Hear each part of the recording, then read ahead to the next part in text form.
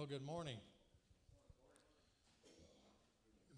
Well, first of all, I'd like to thank Jeff and Gerald and the Slotton and Radcliffe family for inviting me down and to do the seminar. Appreciate that. It's been a few years. I've done a lot of seminars over my 47-year career, I guess, working with farm programs. But, you know, I've been to Chicago, I've been to Florida, I've been to Idaho and California, but Jeff, I've never done a seminar in a sale barn. So it's the first for me. Been a lot of stuff happening here that's never happened in a sale barn. Anyway, really appreciate the invite. So a little bit about myself. Years ago, I taught VOAG, vocational ag. I taught it for a year and milk cows a couple years up in northern Minnesota. Got a chance to go to work for, I'm going to date myself here, ASCS, and worked 4 years as the county executive director up in Hallock, right up against the Canadian border in North Dakota. And then moved back to Colorado. That's where I grew up, and went into the state office there in Colorado and worked in price support, ACP conservation programs, a lot of the various programs, was program specialist there. And during that 10-year period, over that time, I developed a relationship with a man by the name of Bill Jenkins, and he headed up the Kennedy & Co. office there in Goodland. He called me one day and he said, you know, we've got a lot of clients that need help with farm programs. He said, do you know anybody that might be interested in your state, you know, that might want to join our firm? And I said, Bill, well, maybe I do. And so he jumped on a plane at that time, the air service out of Goodland to Denver, jumped on a plane, come down Friday night and went out to the airport and met him, and we talked till midnight about the possibility of doing that. By that next week, I had a contract offered, and we negotiated a little bit, and he said, Wayne, he said, I don't know if this is going to work. He said, pretty unusual service for an accounting firm, but he said, I'll give you a contract for a year. If it works, fine. If it doesn't, you'll have to go do something else. So I thought, well, okay, let's give it a whirl. So I did. I quit the government, went to Goodland, Kansas, and the rest is kind of history. I worked for him 30 years, retired 3 years ago. So I guess it worked. But over that period of time, I had the opportunity to travel all around the country. I probably have worked with farmers and ranchers in probably 25 different states. Developed a relationship with top producer and Jim Wiesmeyer, and I used to go back and do seminars at the top producer conference there in Chicago, and I've done, every time they pass a new farm bill, and I've been through a lot of those. Usually go out and do seminars on the farm bill. So anyway, I enjoy getting out doing those, and anyway, so you know, it's kind of a unique service.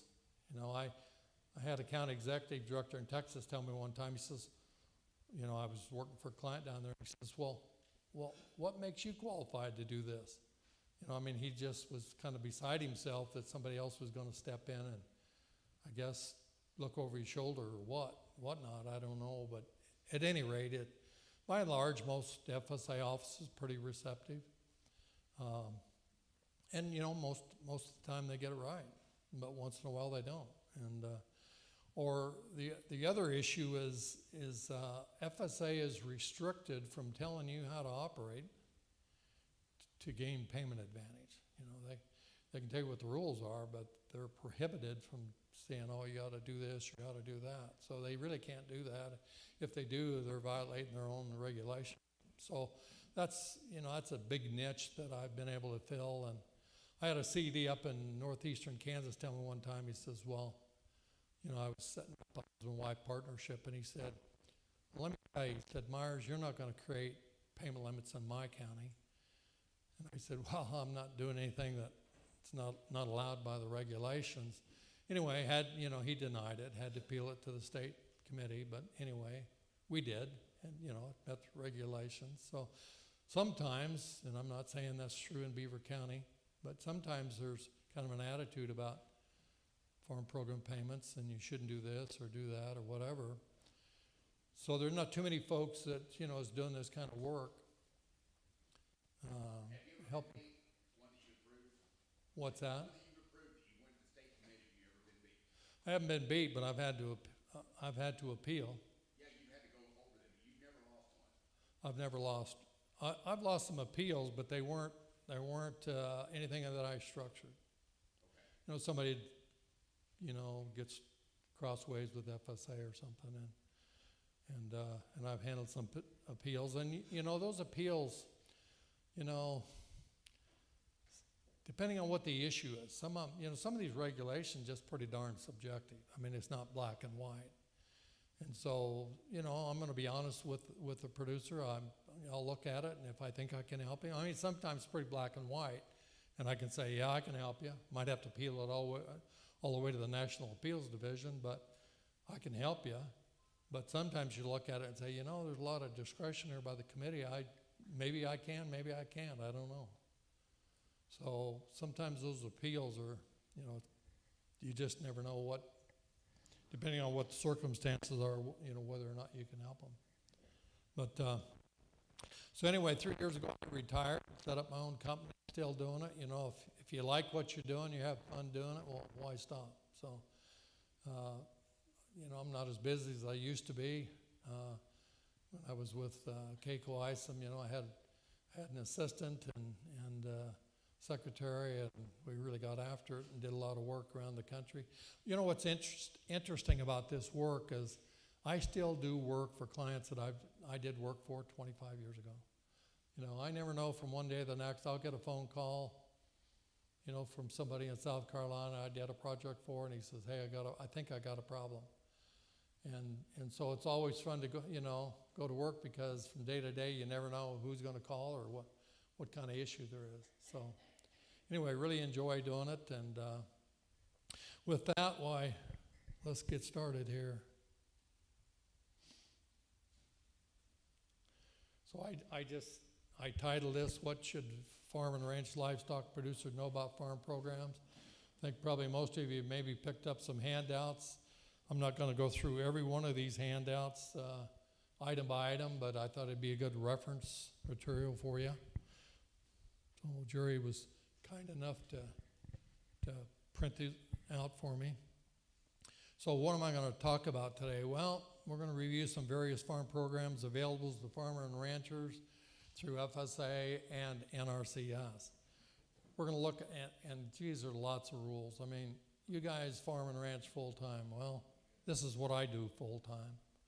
And so you don't learn this stuff overnight. One of the problems within FSA, and Heath, I don't know if Heath made it, and I'm not going to pick on Beaver County FSA, but Heath knows this himself. But one of the problems within FSA is they've continued to cut their budget.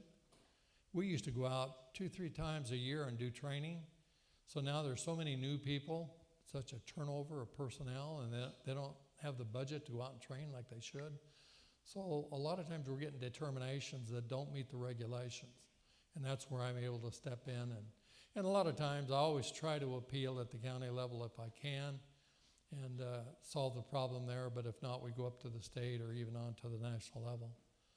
But these program regulations get pretty complicated. We're going to discuss ways to maximize farm program payments. And just like the guy, the CED up there told me I wasn't going to do it in his county. There's nothing wrong with restructuring your operation to increase payment limits. But you have to do it in accordance with the regulations. So when I have a CED tell me, oh, you're not going to do it in my county. Well, one, there's a couple of problems. One is he doesn't understand I don't quit if I think I'm right. And two, what a disservice he's doing to the producers in his county. Excuse me. These programs, aren't designed by the county office. They're federal farm programs. Now, having said that, it's kind of interesting as how diverse these programs are being administered countywide, from county to county and across state lines. So even though our national program, sometimes they get administratively quite different. So I'm going to talk to you a little bit about some of the services I offer. I thought I also might talk a little bit about the FSA end-of-year review. It's an audit process. Anybody been through one of those end-of-year reviews? Well, you're lucky, because they're pretty intimidating. You know, they want your 12-month bank statements, they want your operating loan, they want a lot of information. And so we've helped producers organize that material, and I actually do a transmittal letter where I talk about, you know, how they meet the regulations. So I'll visit with you a little bit about those end-of-year reviews. And then take a quick look at the other services, you know, that I've provided that's really helped producers over the years. Now this, you're probably not going to be able to read from the screen, but there is a handout. And I'm going to spend a little time on this because it really consolidates a lot of information. You know, it's all in FSA handbooks, but I pulled it all together. I think when Jerry printed it, she printed it on so that the last column, I think, appears on the back, but I'll talk about that. That non-family rule only applies in one case, and that's on ARC PLC. On all the other programs I have listed here, it's not applicable. So what do we got here? We've got the programs listed here on the left-hand side. And by the way, these aren't all the programs, just some of them I want to touch base on a little bit. And then across the columns are some of the rules that applies to those programs. So substantive change, and I'll spend a little more time talking about that, but FSA has a rule that says, hey, how many payment limits did you have last year? And how many payment limits do you have this year? In other words, well, probably most of you have heard the term years ago, the Mississippi Christmas tree, where that was probably pre-1989, where a lot of, particularly in the South on cotton and rice, where they'd go out and form 30 LLCs, and you know, you had ranch and farm hands and attorneys and accountants and everybody and their dog, members of those, to gain payment advantage. Well, they stopped that in 1989. And so now all of a sudden you have to be actively engaged in farming, and you have to meet some of these regulations. So substantive change is the way for FSA to look at how many payment limits you had in the previous year, and if you restructured and created a new payment limit, well, if you did that, then you have to meet what FSA calls substantive change, and there's not very many things that meet that, but we'll go into that in more detail. But that applies to every one of these programs except LIP, the Livestock Indemnity Program. Payment limitation. I should say, if you have questions, you can jot them down, and I'll have time for questions afterwards. Or if you have a question about what I'm talking about, don't be afraid to raise your hand. Take your question. We can talk about it. If you have a question, good chance somebody else has the same question. So payment limit. Each one of these programs has its own payment limit. So they cap the number of dollars that an entity, and when I say entity, that is not a general partnership. An entity is a limited partnership, a trust, estate, limited liability company, corporation. So it's that kind of an entity with a separate EIN number. But FSA looks through a general partnership, and that's why they're one of the most popular ways to operate and draw farm program payments, because they look through the partnership. If you're farming through a corporation, guess what? You got one limit. And so, you know, under ARC PLC, if the limit's 125,000, so if you operate, say, 5,000 acres and have some pretty good yields, chances are you're going to need more than one payment limit. And so you probably need to get out of that corp and maybe form a partnership. And there's some ways that I'll talk about that, you know, that's not difficult to do. And when I say change the way you're operating, I don't necessarily mean change ownership of your land, or maybe not even the equipment. It's just maybe forming a partnership, and it doesn't gain a lot of equity, maybe your wife's involved, maybe you got a son involved in the operation, so maybe you form a partnership with your wife and your son. It doesn't own anything, it just operates. It leases the ground, the equipment from you individually, or maybe a corp or whatever. And it's, I think an attorney charges $900 to set up a GP, and if you don't like it in a few years, your son decides to go somewhere else, or you start farming as much ground and you don't need it, it's easy to dissolve. So, the problem about payment limits, and it's true with ARC and ARC County and ARC PLC, price loss coverage. They're the way you calculate the payments, and I'll get into that in a little more detail, but price loss coverage is price driven, meaning it only looks at the 12-month national average price, compares it against the target price. So it's only price driven. Our county agricultural risk coverage, countywide, it's revenue driven. It looks at both the 12-month national average price and the revenue, your county yield. And so that's why I bet everybody in here for 2022 elected our county on all your program crops. Because with the higher commodity prices, PLC is not likely to kick in. But our county could, and it could not because prices are low, but if you have a major disaster in your county, then the target revenue could be down in your county. And even though commodity prices might be up, if the revenue's down, you might still qualify for payment. So my guess is a lot of you had switched over. In 14 through 18, once you made your election, you were locked in. You couldn't change it. But starting in 19, you could change your election, and that stood for 20. But starting in 21, you could change your election every year through 23. So I imagine a lot of you are in our county. But the problem with this 12-month national average price is we won't know until 23 what that price is. So by the time, at least on ARC and PLC, by the time you know what those payments are going to be, it's too late to make any changes in your operation. And so that's why I say, you need to kind of anticipate. I'm no market specialist. I don't know what, wheat's going to be worth next year or this fall.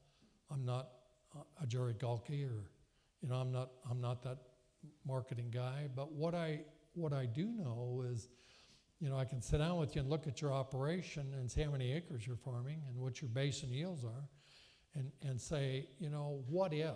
In other words, what if prices did fall below target? I can tell you what the PLC maximum payment rate will be, and are you structured, if it should happen to be there, are you structured to get it? And so, but like I say, by the time you know what the payments are, it's too late to do anything about it that year. Yeah, you make some changes for future years, but you can't do anything about it for the current year. FSA has a rule called status date, and that's June 1st. And that applies primarily to ARC PLC, but you can't change the way you're operating after June 1st and have any effect on the current year payments.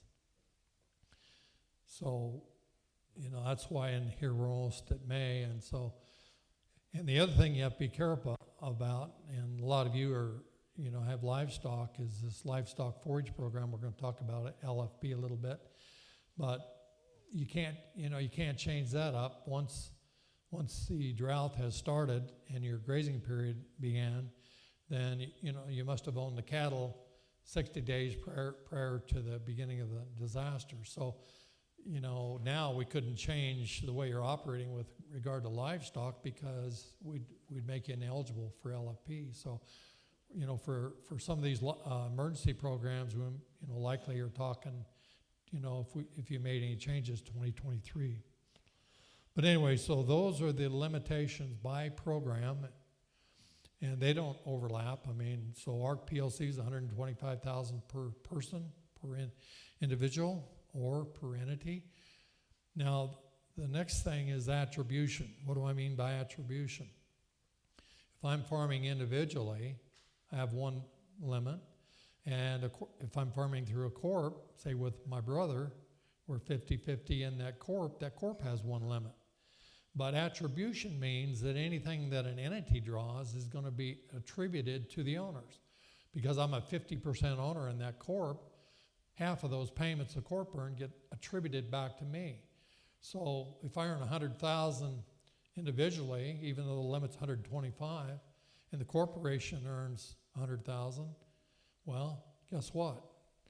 I've earned 100 individually. 50,000 of the corporate ARC PLC payments are attributed to me, but I can only earn another 25. So I've left 25,000 on the table. So that's what attribution means. There's one true limit per Social Security number. And so these entities can help you, but remember there's attribution. So if you're earning payments outside of the corp, you could bump the limit between yourself individually, or through a partnership, and then what an entity might earn. So that's what attribution, and you can see down through here, all these programs have direct attribution. AGI, adjusted gross income. Again, and basically it's 900,000. Now there's been CRP had some higher limitations in previous signups, but everything now is basically 900,000. Now you'll see at the bottom of that page there are some exceptions, like in the case, of CFAP. If 75% of the AGI came from farming or ranching, then you still qualified for payment even though he exceeded 900,000. Under total AGI. So there's some exceptions.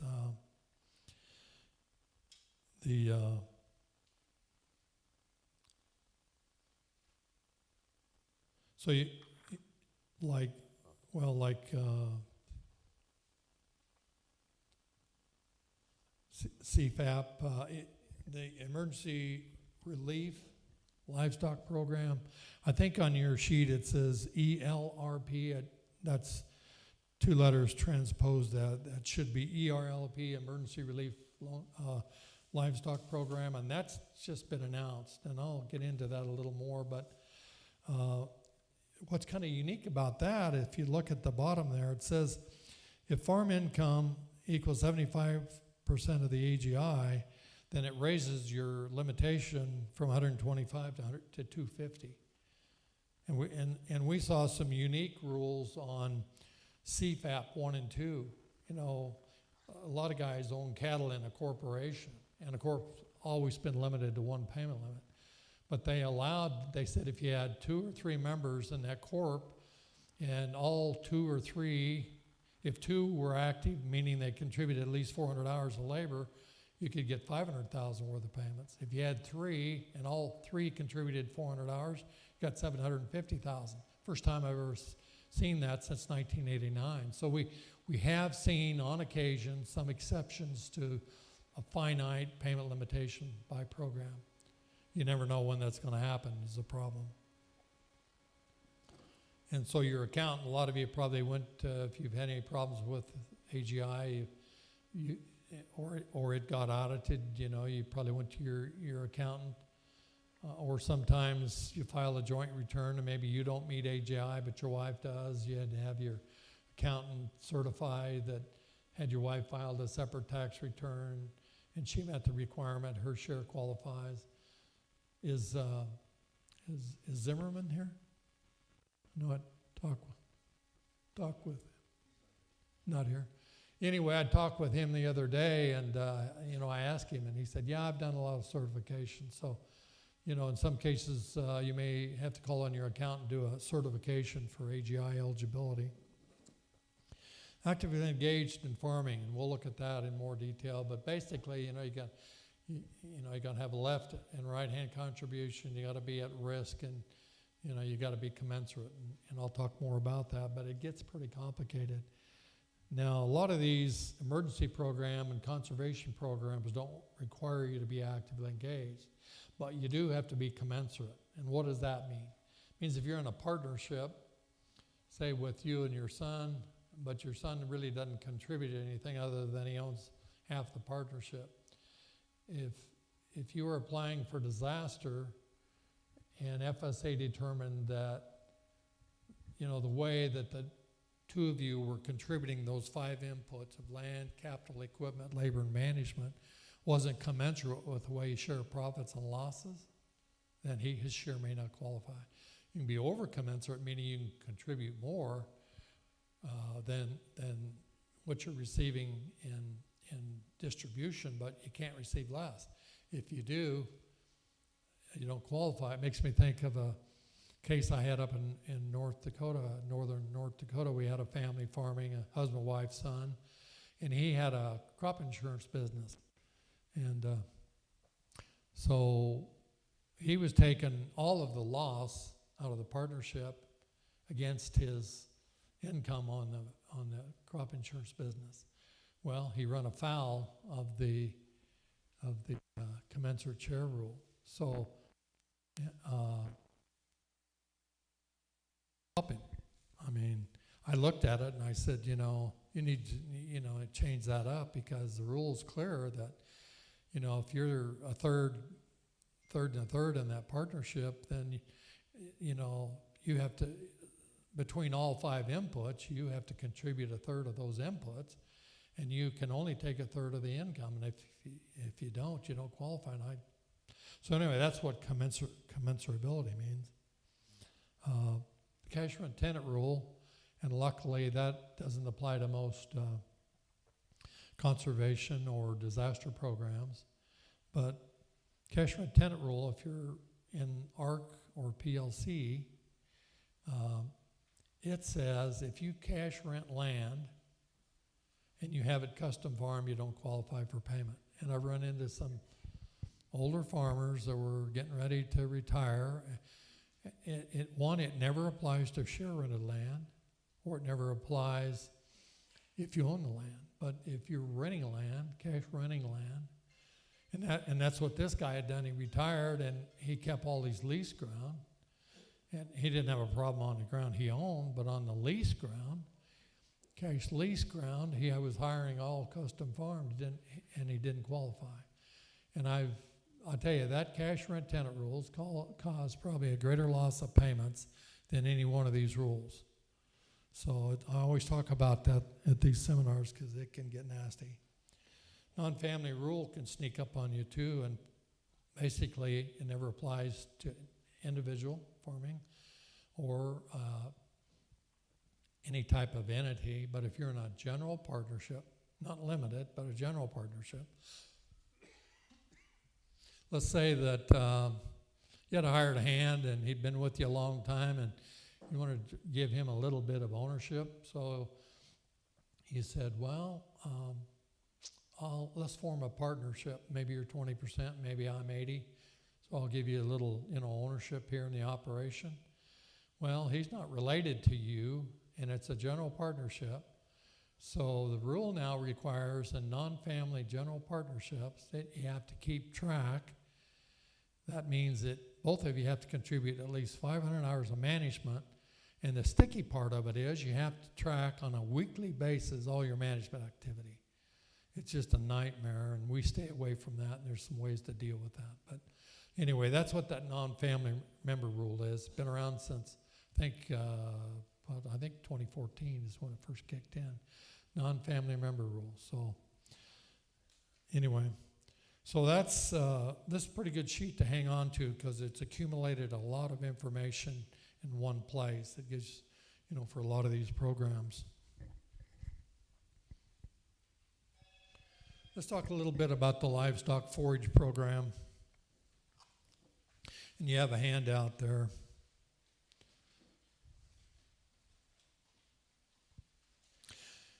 Now, some of these payments have really, you guys have been dry for a long time, and I'm sure a lot of you, if not most of you, participated in LFP. Again, it's got the 125,000 limitation. And the triggering point depends on what the drought is in your county. down there under eligibility, it talks about you have to be at least a D2 for at least 8 consecutive weeks to be declared eligible for LFP. D3 is more extreme, and that's anytime during the grazing period. D3 at least 4 weeks during the normal grazing, and D4 is the highest. That gives you the highest payment. And I think maybe Beaver County may have just reached D4. So anyway, a lot of you are familiar with this program, but it's pretty substantial payments to be earned through that program. But again, for years, most of my work was with large grain. I say large, not necessarily. I mean, if you had a husband-wife partnership and they, were drawing 70,000, well, that's, or 50 maybe. Well, you might say, well, you don't need Myers, but if you're not doing something right, and 3 or 4 years down the road, FSA comes back and says, oh, guess what? You're not actively engaged, or you violated cash rent, or whatever. You got to pay all that money back. So it isn't just large producers that I work for, because over time those payments accumulate. And for FSA, it makes me think of a case I had, and this is in the early years when I started with Kennedy & Co. Producer referred a guy from South Carolina, and he called me and he said, you're not going to believe this, but I went to my mailbox and I just got a letter from FSA and I want $1 million back. He said, if we don't fix this, I won't be farming anymore. In fact, that was the longest county appeal I ever had.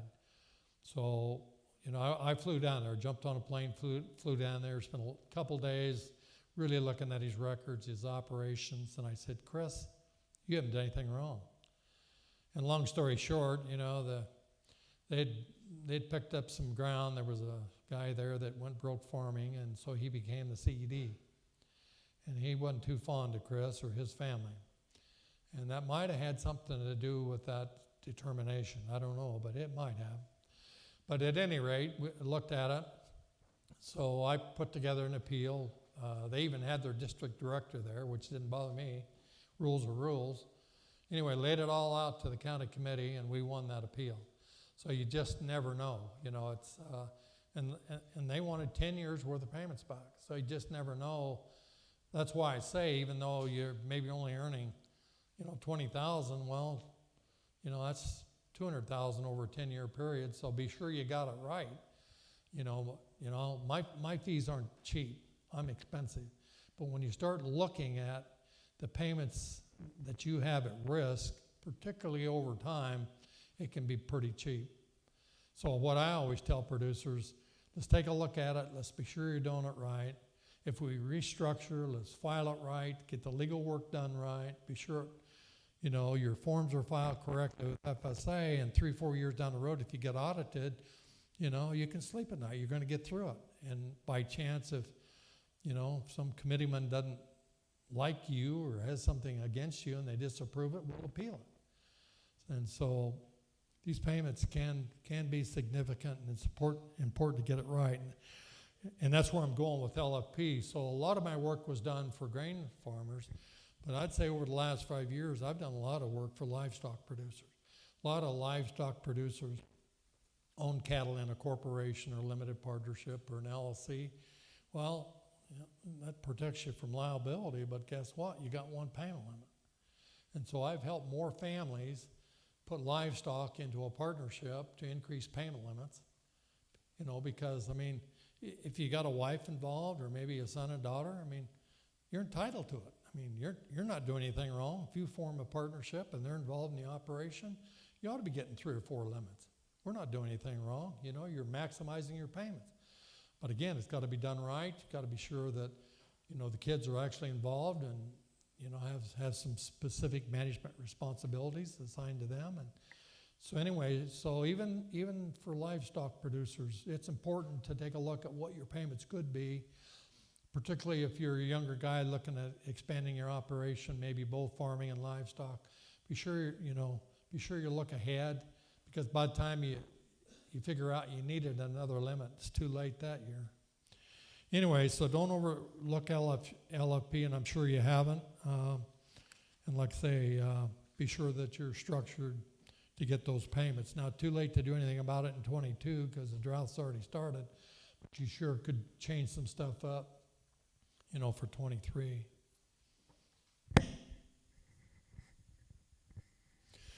The thing about LFP is there's two parts to that. One is you must have owned the livestock, so you have to be a livestock owner or grower, maybe lease livestock, and you must be at risk on the grass. So you either own the grass or you got a longer term lease. If you just got cattle out on a monthly basis, a per unit basis, and if it gets dry, if the owner of the grass calls you up and said, we're short on grass, you're going to have to move your cattle. And if you're not at risk over that drought period, you don't qualify. So you got to be at risk for the length of the grazing period. And a lot of times there's not a lease, but then they make you provide what the details of your arrangement is. And they want probably a statement from the guy that owns the ground that, you are at risk. The fact that you don't have a written lease doesn't mean you're still not obligated to pay the lease amount. So there's two parts that LFP you need to be aware of and be sure that you meet both of that, criteria. You got to file, of course, an acreage report.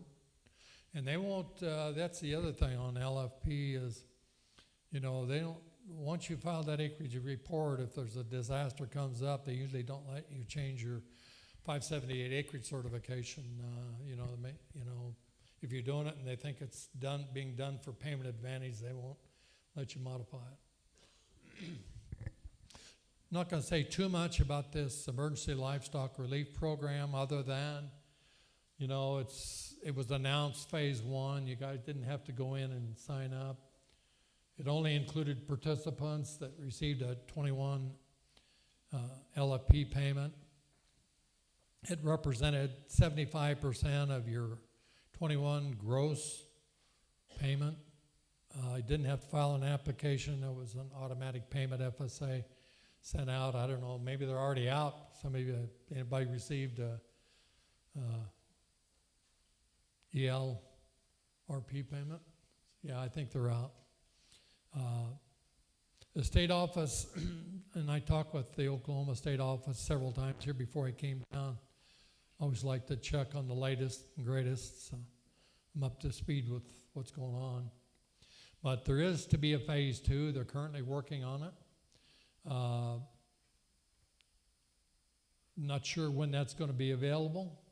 It's going to be focused on identifying and providing assistance to producers impacted by the drought and or wildfire in calendar year 21 who did not otherwise assist under phase 1 or other programs. So the fact that you received a phase 1 may not mean you're automatically going to qualify for a phase 2 payment. There's just a lot of unknowns. It's not been announced yet. We really need to take a look at the details of that. But anyway, I want to bring your attention to that, and hopefully they'll announce that phase 2 here pretty quick. Okay, ECP, there's a handout, and that's the Emergency Conservation Program. And a lot of you probably participated over the years in ECP. I guess one thing I want to talk about was fencing, and of course under ECP that NRCS is the technical agency, as it has been for a lot of conservation programs. And fencing generally related to fencing around maybe, if you did some cross fencing or maybe put in some water, livestock water, some fencing associated with creating some water facilities for cattle, but those always had to meet NRCS specs. I guess what I'd like to bring your attention to is a notice, and it's, I don't know if I had a handout on this, ECP 83, no, I didn't.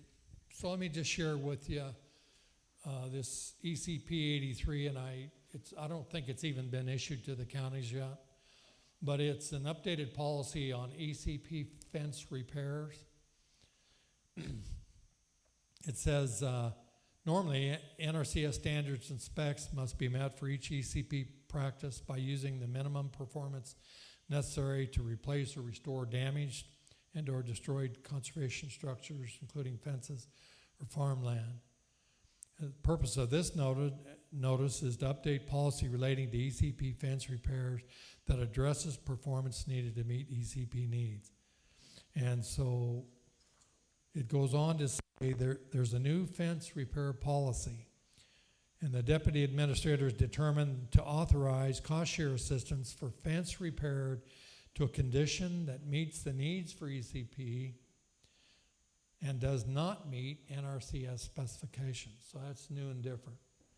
And the cost share only amounts to 25% compared to 75% under regular ECP, but you don't have to meet NRCS. You don't have to build a whole new fence.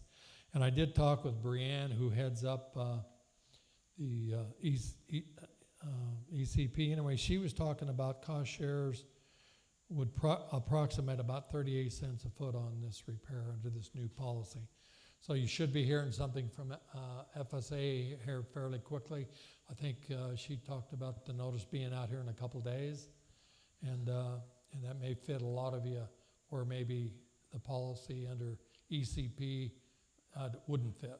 So anyway, I could be replacing maybe just a section of a fence that maybe burned a free post or corner post, and you have to stretch some wire and stuff. Anyway, that could be a good provision for you.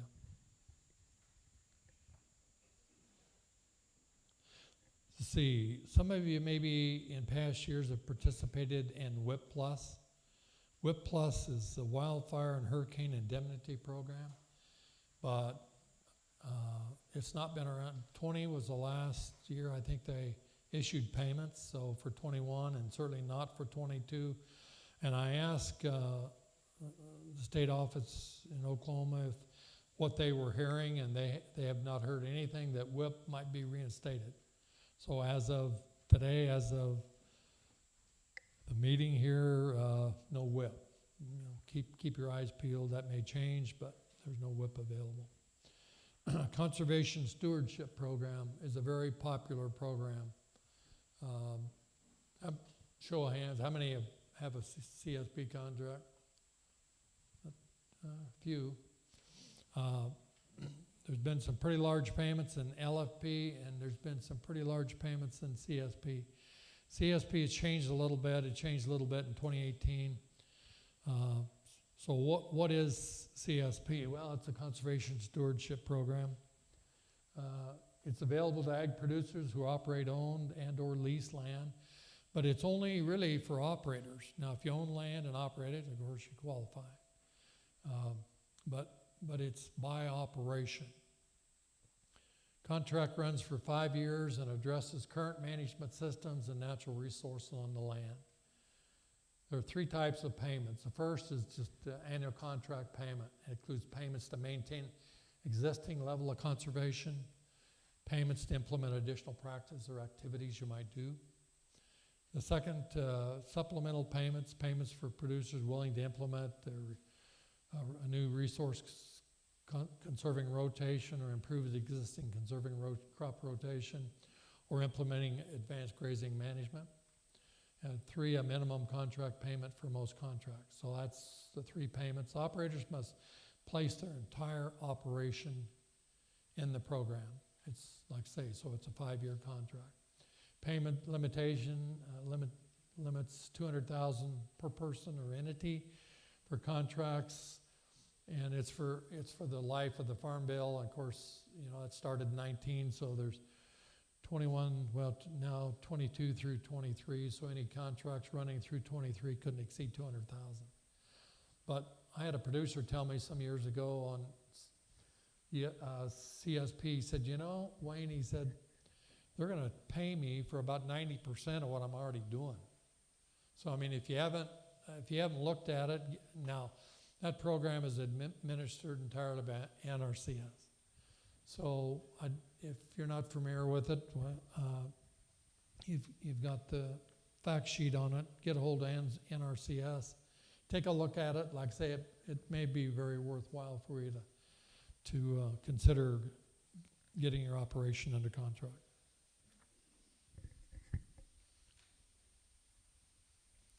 I want to review just a few payment limitation changes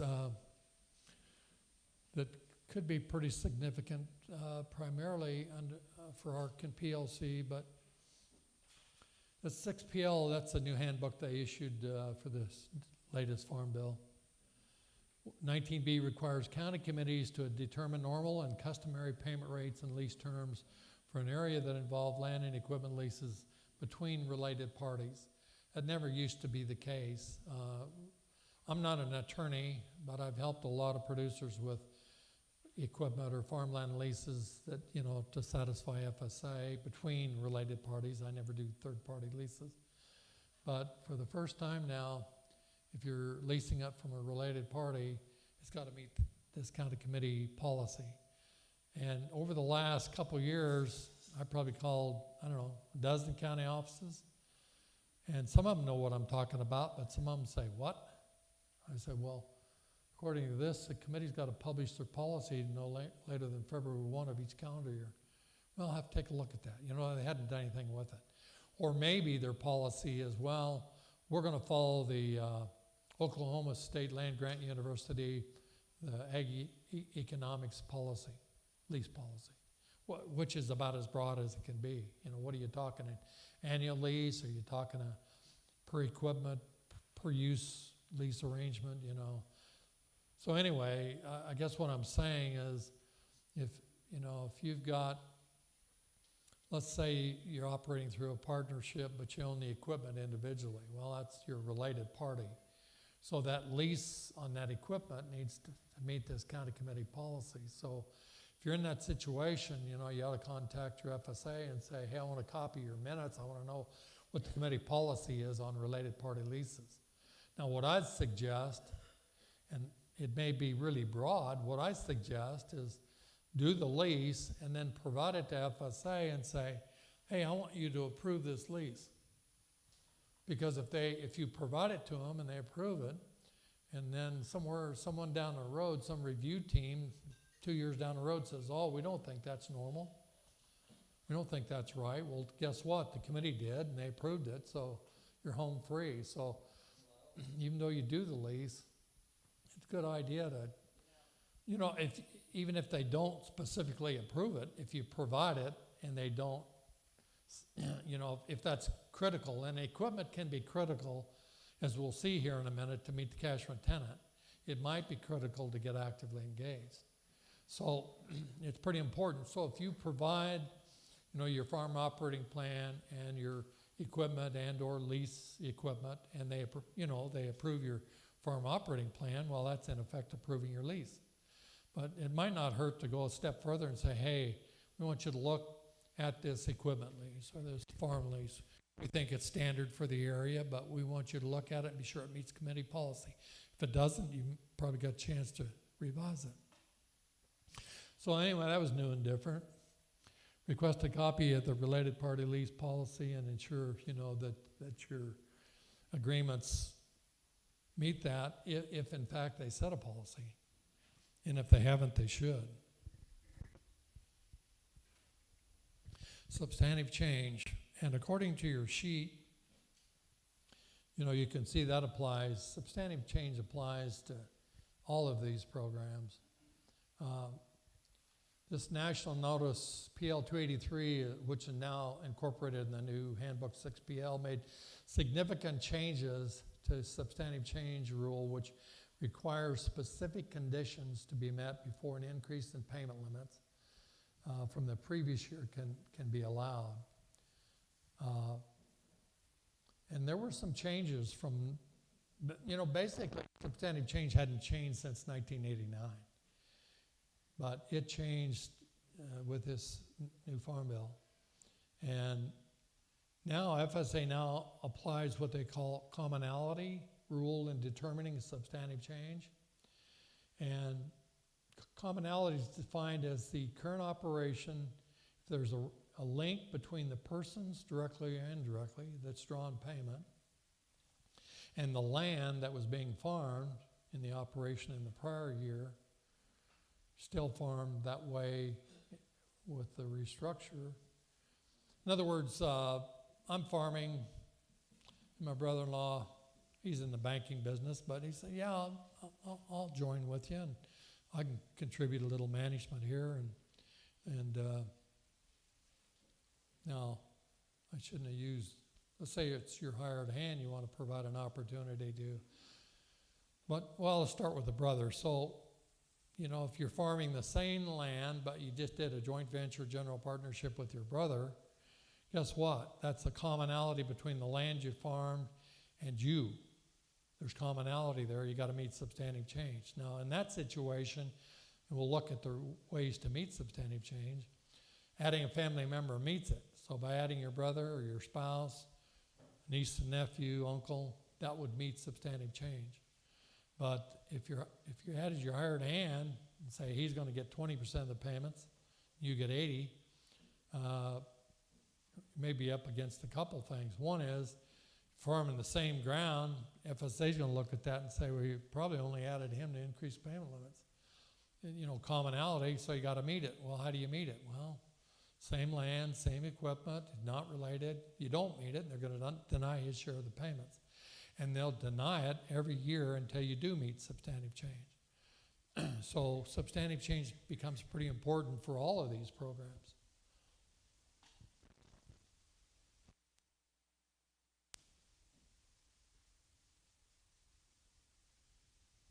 So adding a family member meets it. You know, grandfather, father, son, grandson, spouse, siblings, linear descent. For a landowner, the change from a cash rent to a share rent. So if all of a sudden, you know, your tenant says, you know, your landowner, your lease ground, your tenant says, you know, things are getting pretty tight here. I'd really like to go on a share lease and not have all that upfront cost. And so let's go on a share rent. So if you do that, you hadn't earned payments in the previous year. You have increased payment limits.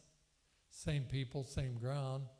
But changing from a cash lease to a share lease meets substantive change. An increase in agricultural land not previously involved in the operation, and that's defined as 20% or more of the total ag ground, cropland ground involved in the operation. And that'll allow an increase of one person. It used to, you know, you could add 3, but now they're saying if you increase the amount of land you're farming, it's base acres, based on base acres. If you increase by 20%, we'll let you add 1. Now, if you increase, say 40%, you really increase your operation, you can send it to this, it can go up to the state committee and they can authorize additional limits to be approved.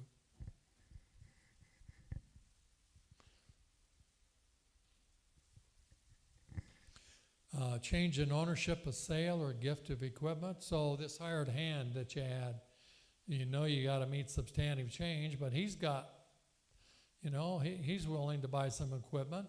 He's going to be a 20% member in this partnership.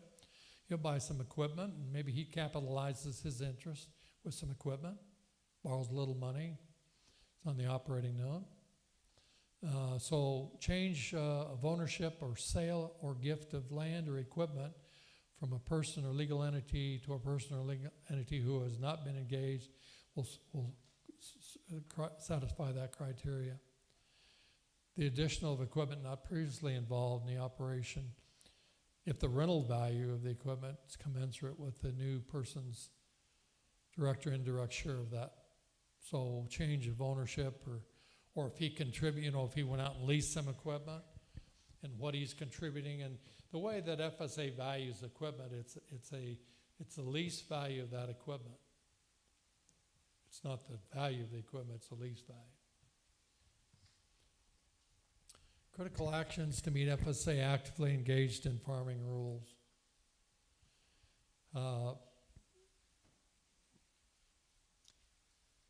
The person or entity must contribute one or more significant contributions of land, capital, equipment, labor, and management. Those 5 elements. And everyone's going to fill out a 502 or 902, it used to be 502, 902 farm operating plan to identify how those inputs are being provided. So you got to, if it's an individual or if it's a partnership or even a corp, to be actively engaged. Now, a corporation, it's just the entity that has to be active. In a partnership, all members have to be active because all members qualify as a person for payment.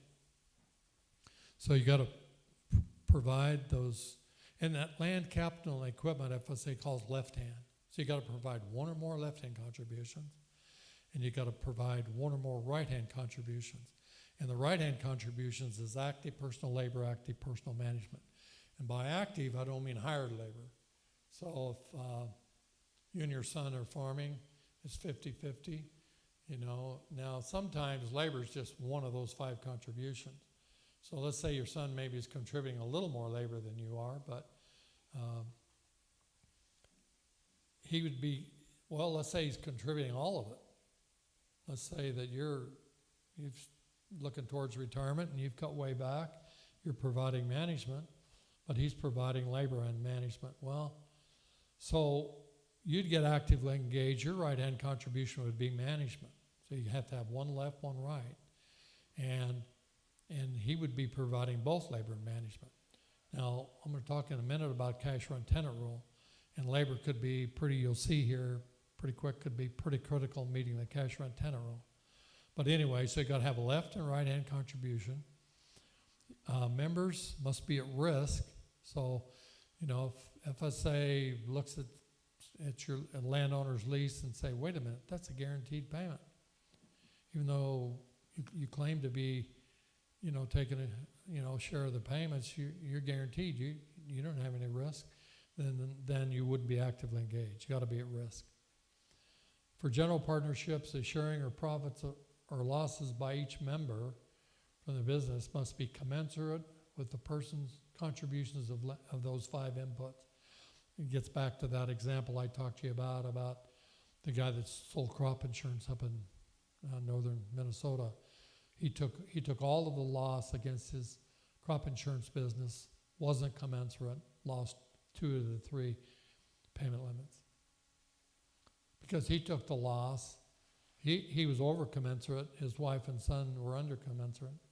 So they lost 2/3 of the payment and nothing I could do for him. So that commensurability can be pretty important towards meeting this actively engaged test. In a joint operation, FSA regulations further require that each member make a management contribution. And the way labor's not too hard to define, how many hours you're working. If you have hired labor, you should value your labor at whatever you're paying third party, or, something close. A lot of guys say, well, wait a minute, my labor's worth a lot more. Well, it's the management aspect of that makes you worth more. Anyway, and we have worked with operations that do pay, general partnerships where, maybe the son needs some pretty steady income, so the son is going to take a wage for labor. You can be paid for one or the other, labor or management, never both. And what I always tell producers on the wages, don't take any more than, what you'd pay your top hired hand. If he's making $55,000, don't pay your son $100,000 and say it's only for labor, because I've seen FSA say, wait a minute, that's too much for labor, that must be for both, and disqualify both labor and management. The rule says if any portion of labor management's paid for, it disqualifies that contribution towards meeting the actively engaged rules. So that's and you have to have one of the 2 to qualify. So labor is pretty easy to quantify. Management's not so easy. So what FSA says about management, it says it must be considered significant to the profitability of the business, must be commensurate with that member's ownership interest, and meets the following 3 criteria: is performed on a regular basis, identifiable and documentable, separate and distinct from other members' management contributions. And I see a lot of families slip on this. I get a copy of their 502 or their 902 farm operating plan, and what does it say? Got the same description for management for all members. And I tell you, if somebody wants to get nasty about it, and sometimes FSA review team members can do that, they think, they have a purpose there. And that might be to find somebody ineligible. If members don't have some specifically assigned management responsibilities that's separate from the other members, technically they haven't met the management criteria. So what I always do, I've got a page with 13 management elements, and then I've got one with about 50 that's really expanded. Because you might farm and have livestock, or you might have irrigation, not dry land and irrigation. So the duties could change considerably depending on your operation. But when I'm working with a family and I'm helping them file their 902 farm operating plan, I do this management worksheet, and I sit down with them, spend some time, and sure, there's going to be some of those, like maybe like risk management, working with a crop insurance agent, or working with hired hands, managing day-to-day help that might be common among all the owners. It's okay to have, all the members do some of them, but you've got to have something that's specific to that family or that partner member that's unique to them, and then try to look for ways to document that. So, if somebody works with a crop insurance agent, that's their responsibility. Then when you do your crop insurance policy, let that member sign the policy. Or selling grain. That you got one person in your partnership that sells grain. Well, let that person sign the sales contract.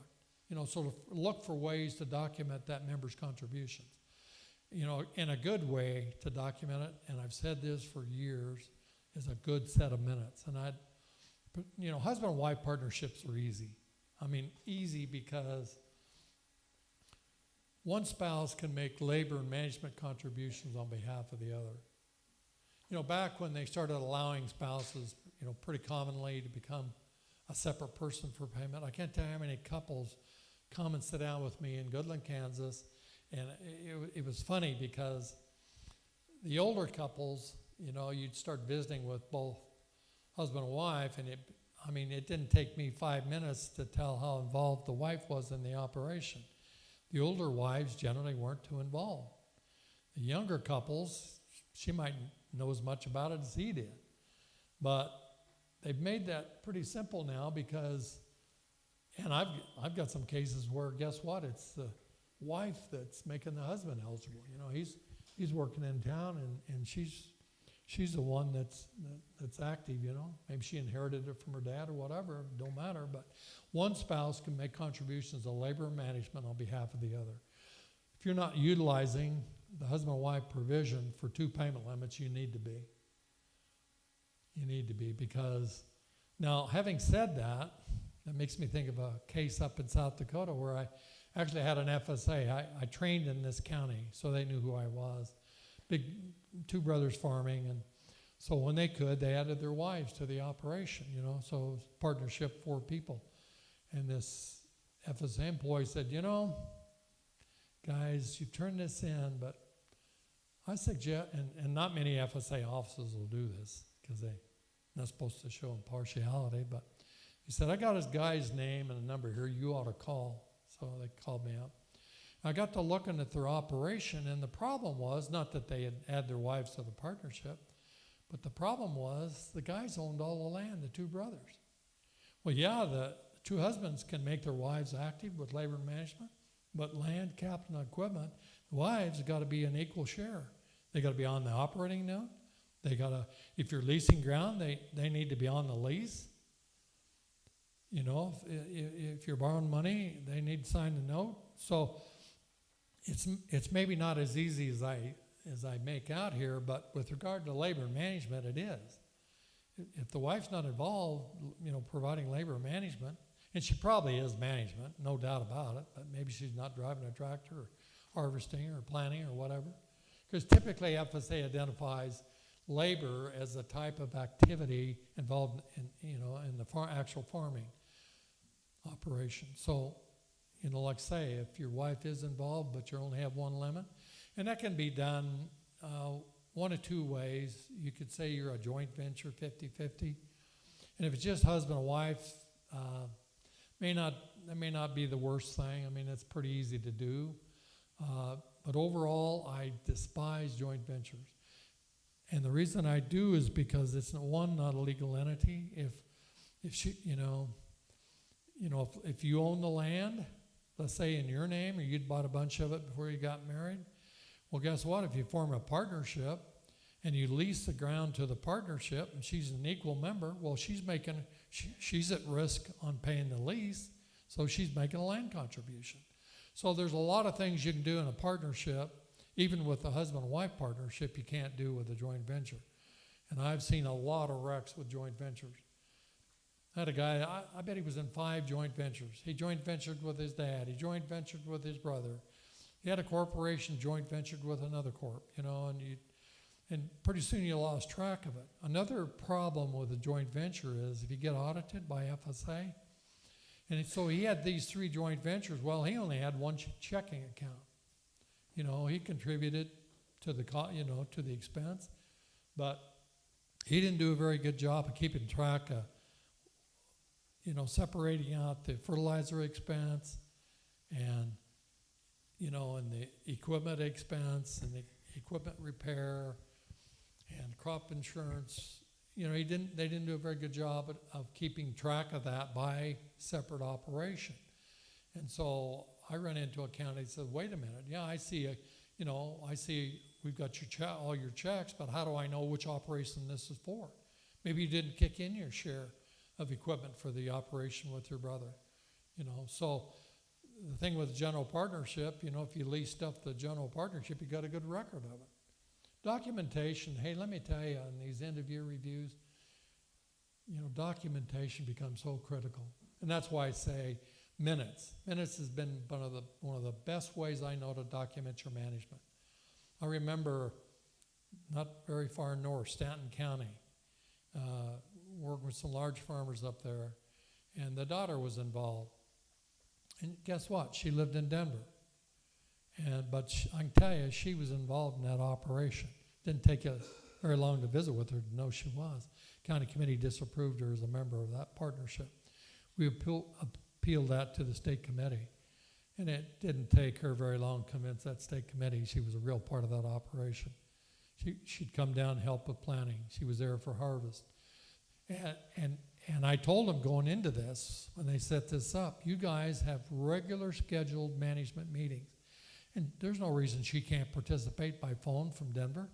And she did. And they had monthly calls, and she'd participate by phone. And she had specific responsibilities that she did. And she flew through that appeal and hands down. So again, a good set of minutes. And it's not, be good if you did it every month, but at least do it quarterly. At least do it around some critical times in your operation, maybe when you're, insuring your crops and marketing grain and signing up programs.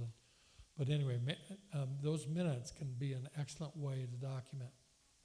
And then if you have someone handling crop insurance at the meeting, they're the ones going to be discussing, I talked to crop insurance agent, and we got a couple different options here, different levels of coverage we can go at, so he's the one that kind of leads the discussion on crop insurance. Or the guy, that's worked with your marketer, he's the one that talks about, what kind of marketing plan should we have, So anyway, don't overlook minutes, are an excellent way to document that. Okay, the ominous cash rent tenant rule. And I say this at every seminar I've done since 1989. You can't cash rent ground and hire custom farm qualify for payment. So the cash rent tenant rule, it requires that there's two ways to meet the cash rent tenant rule. If in a general partnership, let's say you have 5 members, if those 5 members each contribute 1,000 hours or half of their commensurate share, so 5 members, they're each 20% owner, if they contribute 10% of the overall labor, total labor on the farm, including hired labor, or 1,000 hours, whichever is smaller, meets the requirement. That would meet cash rent tenant rule. Now remember that situation I said there's dad and son, and dad, he didn't contribute any labor, he's only contributing management. Well, but he's involved with land, capital equipment, that's the 3 left-hand contributions. Contributes management, that's his right-hand contribution. He's actively engaged. Well, does he meet cash rent tenant rule? He didn't contribute 1,000 hours of labor, he didn't contribute any labor. Well, yeah, he does, because the second way to meet cash rent tenant is to provide management and equipment. Now, that's where all of a sudden that equipment lease may have become pretty important, because if you're leasing all the equipment from, say, a corporation you own, and the committee says, well, that's not normal or reasonable, and you know, you're more managerial, I mean, you kick in some labor, but not 1,000 hours, well, you have to have management and equipment to meet cash rent tenant rule. If they throw equipment out because the equipment's not normal or reasonable, guess what? You don't meet cash rent tenant rule. That's just as bad as not being actively engaged. You don't qualify for payment. You know, any payment that requires actively engaged. Now, a lot of these conservation programs, other than you have to be commensurate, you don't have to be actively engaged. You don't have to meet cash rent. That's where this handout's pretty valuable, because it'll tell you what rules apply for the various programs. Makes me think of a client. I was in North Carolina doing a seminar, and I had a guy, I talked about the cash rent tenant rule, and he stood up and he said, you know, at the end, question and answer session, he said, Wayne, he said, I've been doing that for 5 years, and I've never had any trouble with that. I said, well, I think you're lucky. I said, I'll tell you what I'm going to do. You give me your address and your name, and I'm going to go home and I'm going to send you those regulations. And I did. And he called me up and he said, well, Wayne, I guess I've just been lucky. I guess you're right.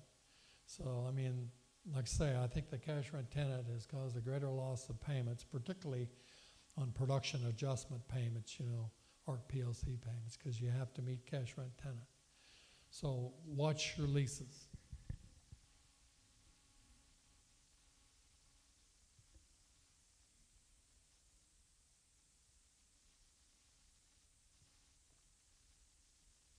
So I want to talk just a little bit about ARC PLC. Of course, sign up ended March 15th for 22. By then, in addition to signing up, and you have to sign up each farm with an CCC 866 and identify the shares, so forth. You also had to make the election, the ARC PLC election. Now, I talk about ARC and PLC. There were really three programs. There was PLC, price loss coverage, and I'll talk about that here in just a minute. And then there was ARC, agricultural risk coverage, and then ARC County, and that's a revenue program. And then there's ARC IC, individual coverage. But very few producers ever went into ARC IC. Now, I ran into some situations up in South Dakota where they had been so wet on prevented planting. Guess what? ARC IC was huge for those guys. Yeah, it really worked out. And so I don't mean to discount it or not talk about it, but in most cases, ARC IC wasn't very popular because you had to take all of your farms and put into one. Well, you didn't have to reconstitute them, but they were considered one farm unit. And when you looked at the revenue guarantee, they looked at the actual production for 22 compared to your revenue guarantee for all crops on all farms. So it just wasn't very popular. But I don't mean to exclude it. But anyway, it's generally in our part of the world, it's ARC County and PLC. And now starting in 2019, you made a new election. You could make a new election from what you did in 14, because once that was made, it was locked in for 5 years. You could change it, then that in 19 and 20, then you were stuck with that election. But starting in 21, from year to year through 23, you could change your election. And I imagine everybody's in ARC County because of commodity prices are pretty high, and it's not likely that, price loss coverage looks at only at price, and if it doesn't fall below the 12-month national average price, doesn't fall below target price, why you don't get a payment. Where our county looks at revenue for the county, so if you had a major disaster, even though prices might be pretty good on the commodity, if the crop was way down, the actual revenue for the county could be down. So anyway, so I'd imagine probably most all of you are elected our county for 22. PLC, price loss coverage, is driven by the 12-month marketing year average price as compared to the effective reference price for a specific program. And of course, that program, that effective price or reference price, it used to be called target price. That reference price is statutory. So in the 12-month average price, for wheat and small grains, when does the marketing year start? June 1st on wheat and small grains. On corn, grains, sorghum, it starts September 1st. Okay, so you're not going to know what that 12-month national average price is until well into 23. That's why I make the comment that, we don't know if there will be an ARC or PLC payment for 22. That won't be determined until we know what the 12-month national average price is. PLC is not contingent upon crops plantings on your farm, your yield, or any actual revenue for any program crop. You have to have base acres on your farm, and you have to have an established county committee established yield. And if you get a 156, you might write this down. FSA 156 is a farm record card that tells you what your base acres are by program crop and what your yields are. And by the way, it's been rare, but there's been a few opportunities to prove yields. So it's pretty important if you get the opportunity to prove yields to do that. So it has nothing to do with production. It just looks at price. PLC are made for a crop when when the 12-month marketing year average price of a covered commodity is less than the respective effective reference price for that crop, and the difference becomes the payment rate. And then, so how do you calculate your PLC payment? Well, it's the actual crop payment. It's your base times 85% times the payment rate for the crop. And I always get asked, well, what's 85%? Well, guess what? That's just a way to reduce payments. It's been around a long time, that factor. And a lot of these payments, you've probably heard the term sequestration. Some of these payments are subject to sequestration. I'm not sure what that is for 22. It's been around 6 or 7%. Just meaning if the program payment is subject to sequestration, once they calculate what your payment is, they're going to reduce it by that factor. So just a way of reducing payments.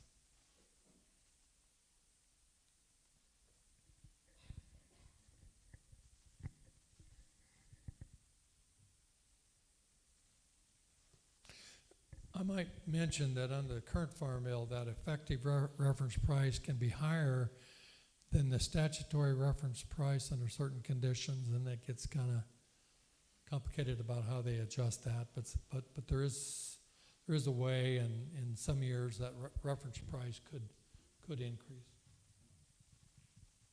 Our county, its program payments are triggered when the actual county crop revenue for a program crop is less than the ARC County guarantee for the crop.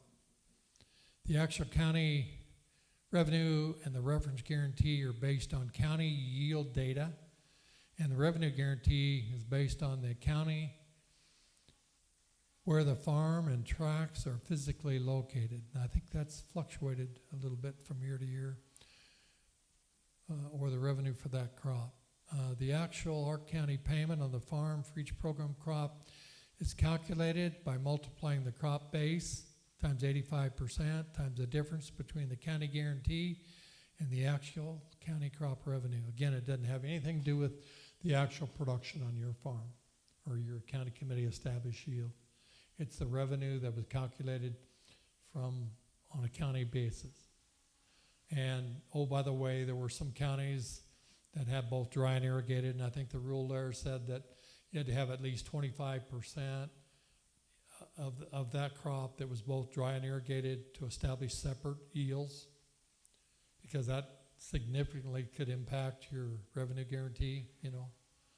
So some counties that met that criteria had, you know, payments were calculated separately between dry and irrigated.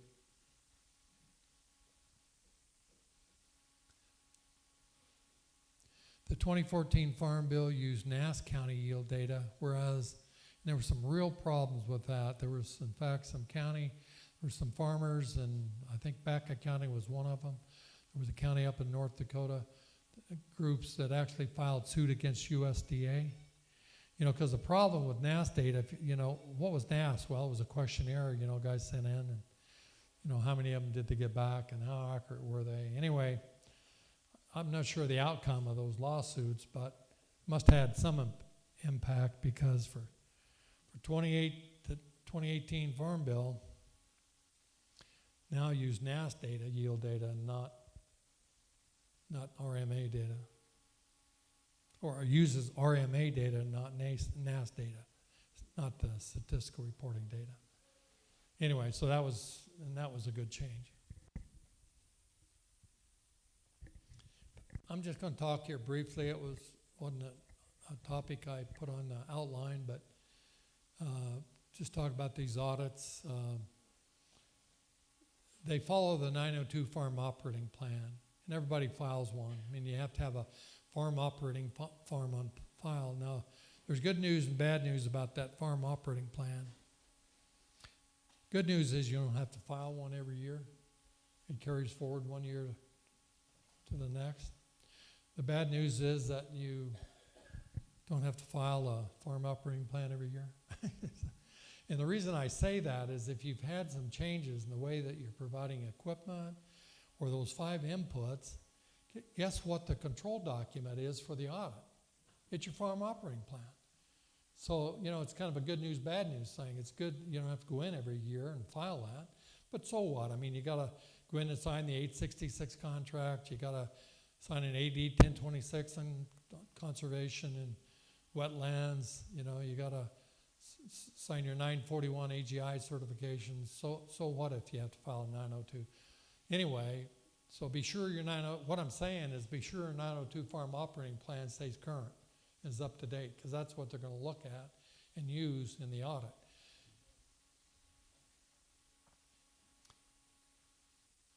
So what they're going to do is determine primarily is whether or not members are actively engaged in farming and meet the cash rent tenant rule. That's generally what an audit is about. FSA looks through a general partnership to each member to determine if each member of the general partnership meets the payment limitation rules. So you might have some that are actively engaged, some that are not. You might have maybe the partnership has some owned land, but cash leases land, but don't meet cash rent tenant rules, so you qualify for payment on your own land, but not leased land. The way that they do that is calculate a factor. So what percentage is your own land of your total farm ground? And they'll pay that percentage of your payment. So they're excluding the share that's leased that doesn't meet cash lease. The tax return for the GP for the year under review must show that the distribution or profits or loss was commensurate with the contributions made by each member. So if you're farming through a partnership, that K1 becomes pretty critical. When we're helping producers with an audit, we always provide, sometimes FSA will ask for the entire tax return. We don't do that. We provide the Schedule F, that shows a lot of your income and expense, depreciation schedule if they own equipment, and a copy of the K1 for a partnership, because the K1 shows what the distribution of profit and loss is. I just talked to you at length about how important the distribution of profit and loss is in a partnership. So we always provide the K1. The other thing that's pretty critical about that is that your capital accounts remain equal between partners. Now there's some times where that doesn't happen. In other words, maybe when the partnership was created, maybe they used the book value of the equipment for your contribution into the partnership. But on a fair market value basis, you may be equal, but maybe not on a book value basis. So there's some situations, some of those end of year reviews where we see capital accounts that aren't equal, but there's a legitimate explanation, and I've generally gone to the accountant to get that explanation, but we generally like to see the capital accounts equal. And also, the other thing you have to be careful about, and I don't know that I said that under labor management, but the rule, well, yeah, I think I did, but if any member in a partnership's paid for any portion of labor management, it disqualifies that contribution. So that's the other thing. If a guaranteed payment was made, that's going to show up on the K1 as a guaranteed payment. And so that's the other thing that, we always look at. But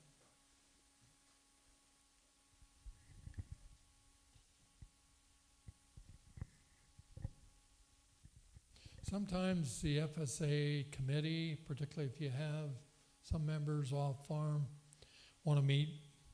Kansas is pretty notorious for doing that, is calling members in, particularly if they weren't all on the farm.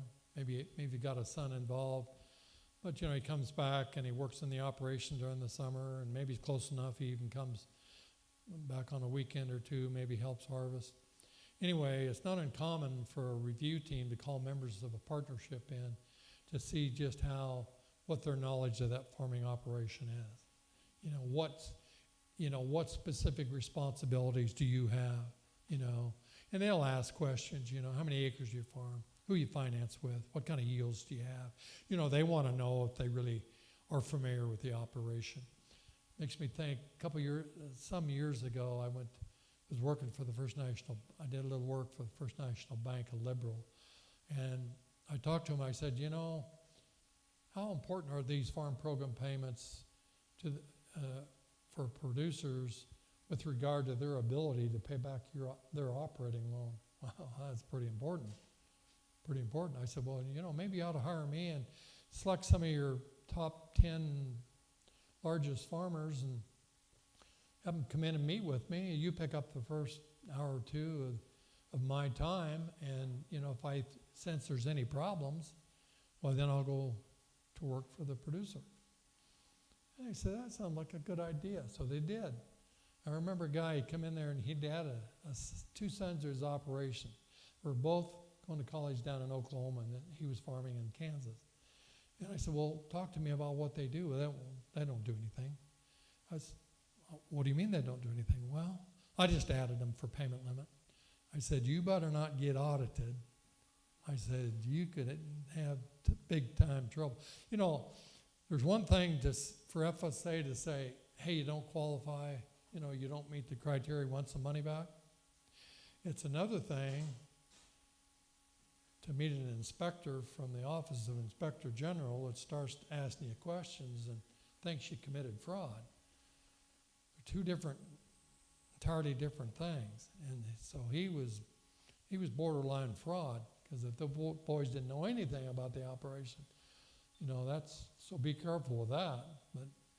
But anyway, so it's not unusual, particularly if a son or daughter's in college and they are part of the operation. Doesn't mean they can't be. They just need to be knowledgeable and show that they are participating.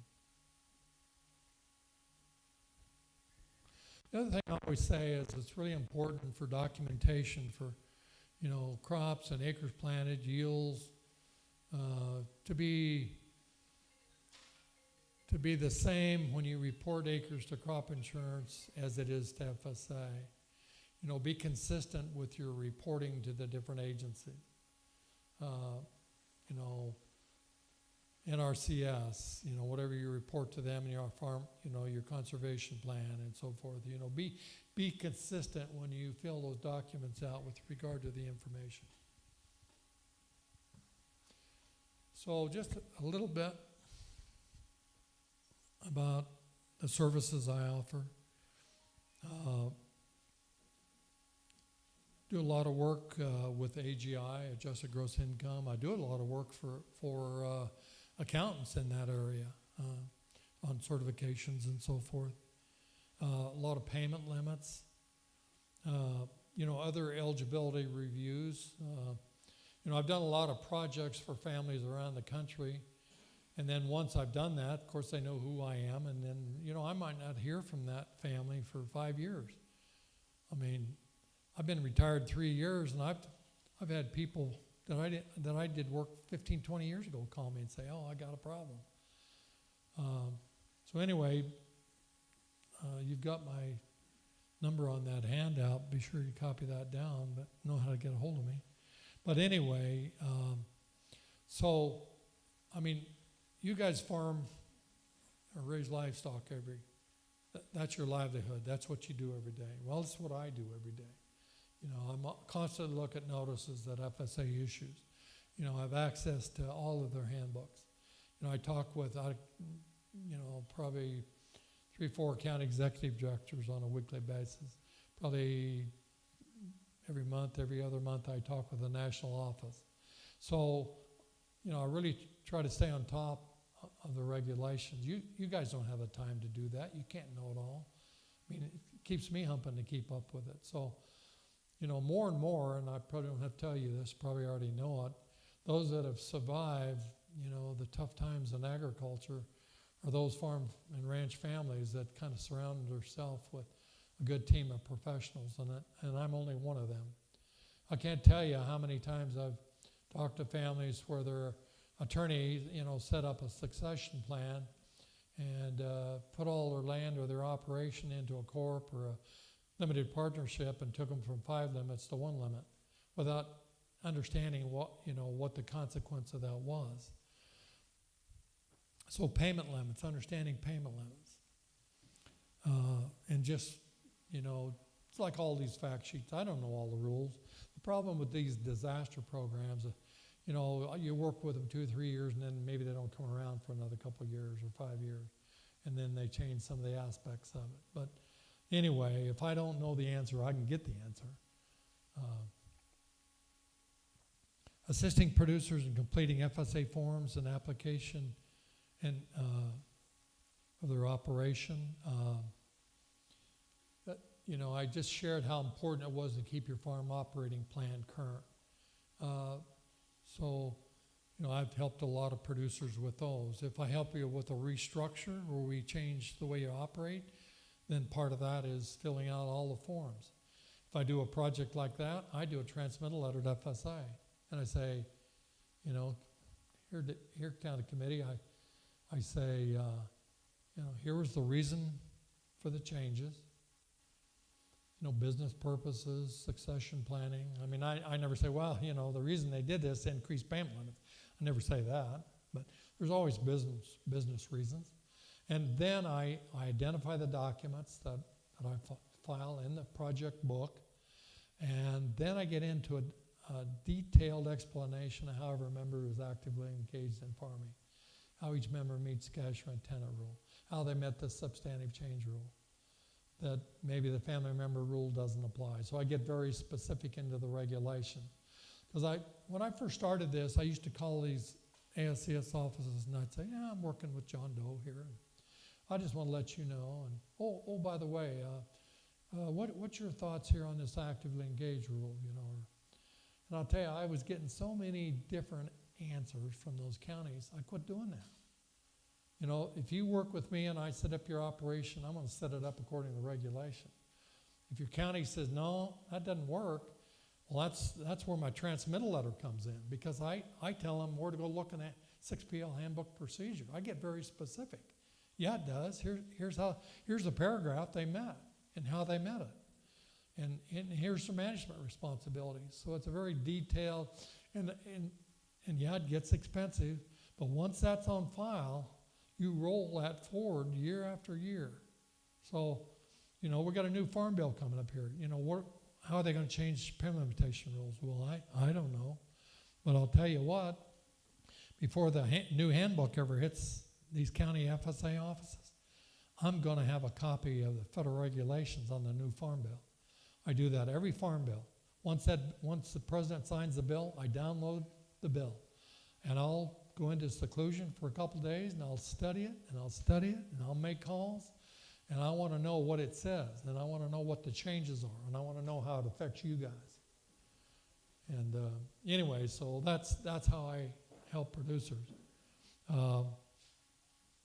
Like I say, a lot of restructuring, and a lot of it is for payment purposes. But so what? I mean, if we do it according to the regulations, and those members are doing what we say they're doing, well, you're entitled to those payments. Appeals. You know, I talked about that appeal out of South Carolina. I just completed an appeal here a few months ago from South Dakota. And it involved a corporation that was owned by some trusts.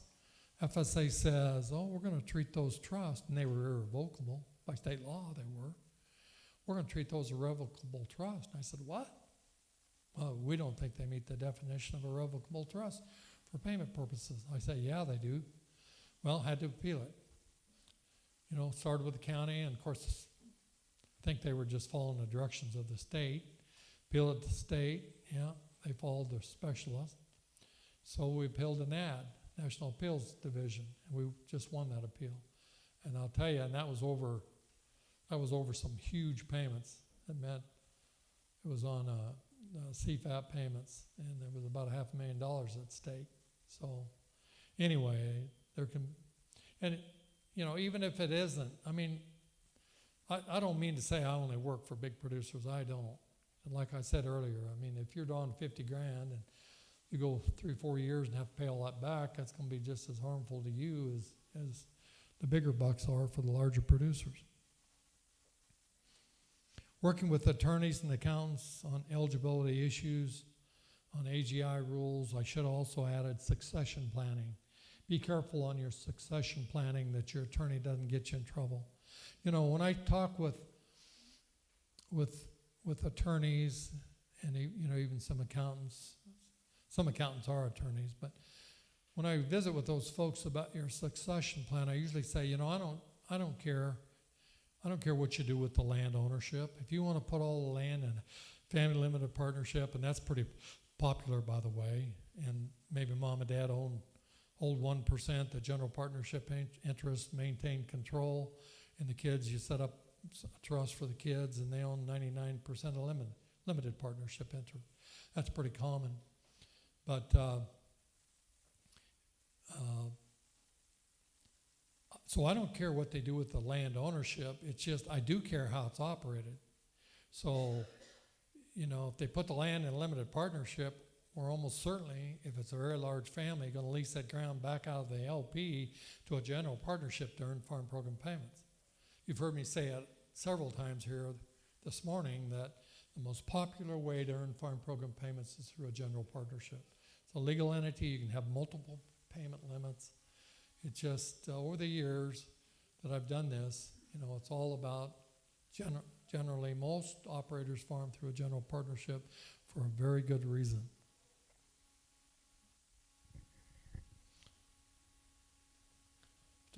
The last thing I wanted to visit with you about, and we don't want to encroach on dinner here, but it's what I call a payment eligibility review, and it's probably the most popular and probably the most rewarding service I think I offer, and I've done it for a number of years.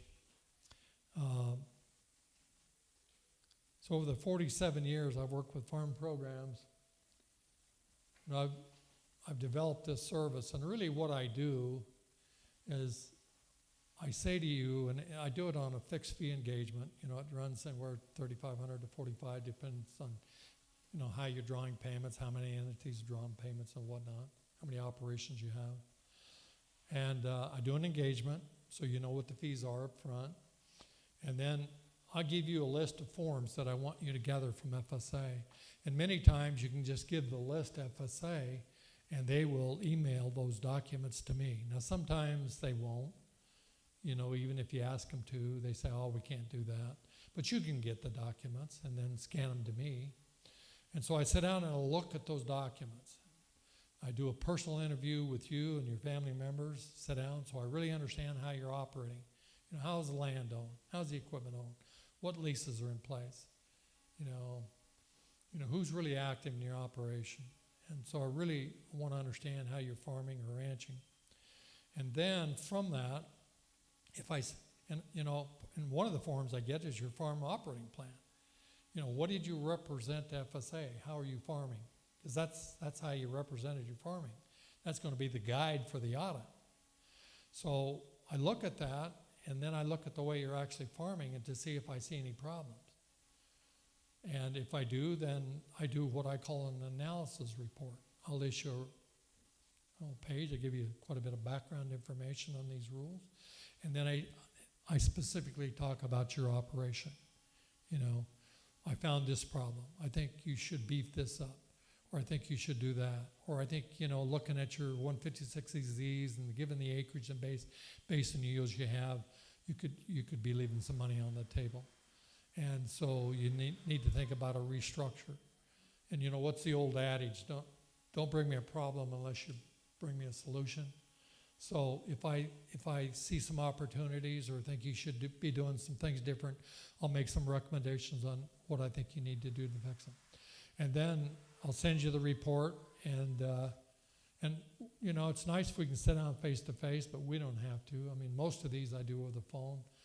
And I'm happy to include your accountant, your attorney, any other professional advisor that you would want to set through that.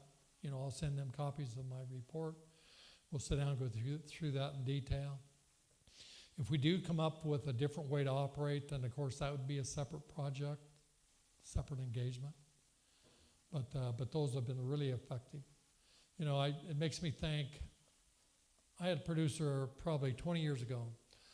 Producer from Idaho called me, and he got my name from Top Producer, and he said, Wayne, he said, I think we're okay. I farm with my brother, and my two sons are involved, and all our land we own individually, and we farm through a partnership. We got a corp that owns the equipment.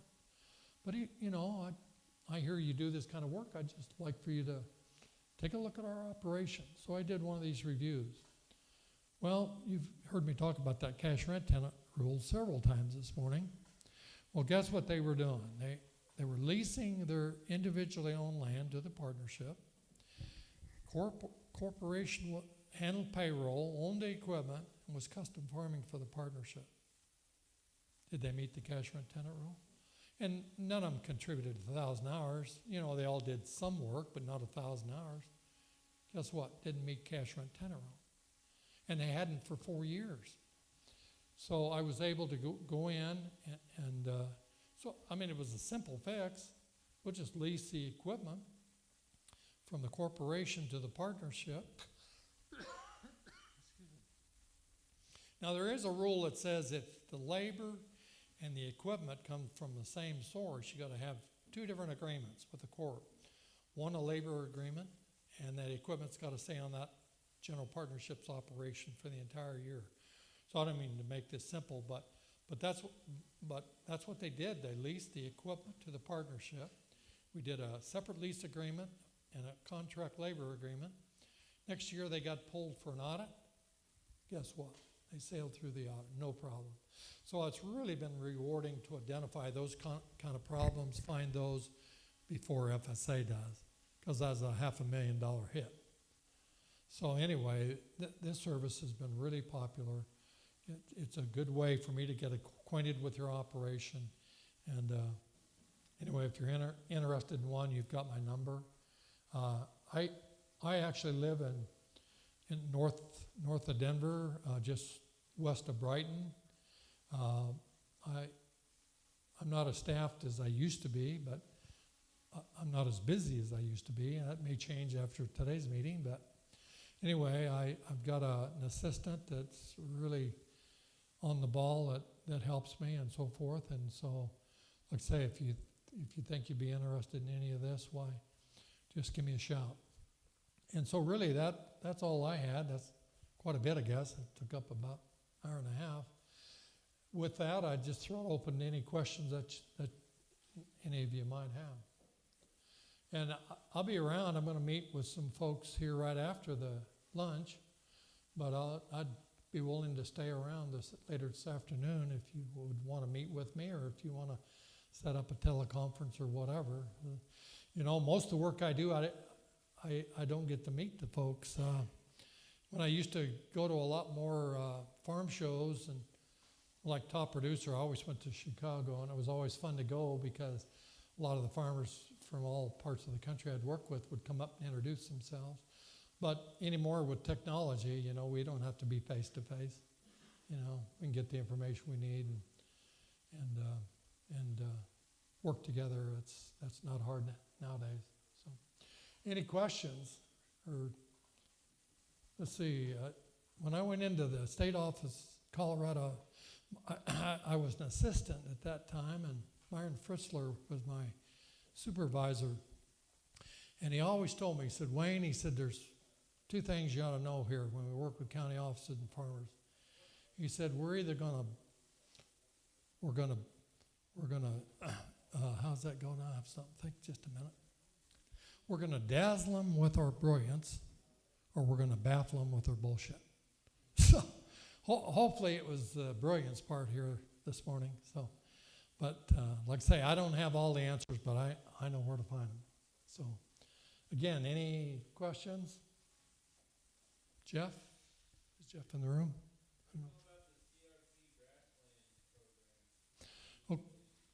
Okay. In fact, I think they just recently had a sign up on, it pretty closely follows the CRP. I think I know I didn't copy a handout on that. I didn't, but I think I have a fact sheet on that.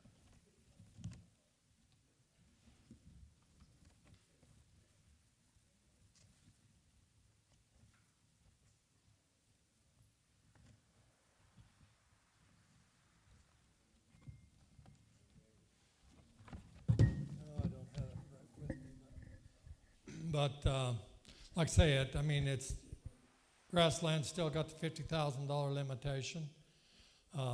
It follows very closely to the rules of regular CRP.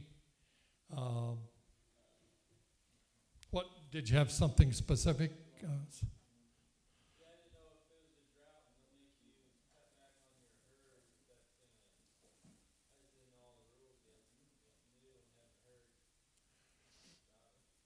Of course, in drought situations, FSA pretty commonly relaxes rules, allows in certain months haying and grazing on CRP.